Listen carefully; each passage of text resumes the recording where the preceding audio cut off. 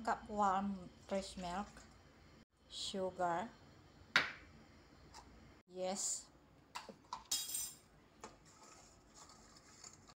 1 egg, cups ng all-purpose flour, salt,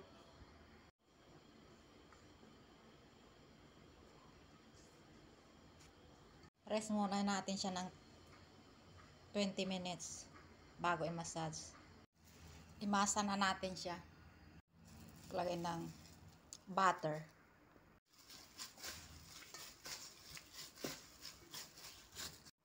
Transfer natin siya dito.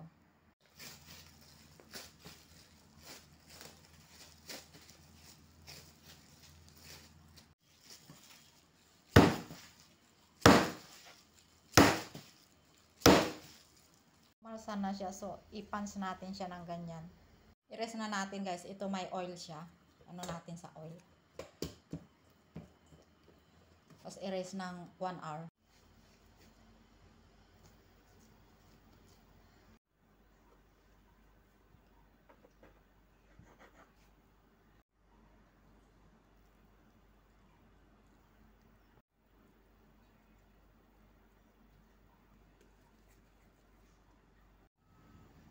Bilog natin siya ng ganyan. Ayan na guys, na binilog-bilog na. Tapos i-rest ulit natin siya ng 20 minutes. Ayan na siya, umalasa na siya. Kaya prepare na natin yung ham, saka yung cheese. Guys, nilagyan ko siya ng cheese, saka ham, saka mayonnaise.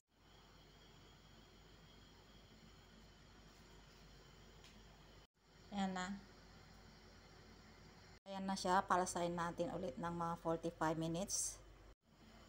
Ayan na siya guys, umalsa na. Tapos ganyan natin siya. Tapos i-brush natin siya ng egg yolk.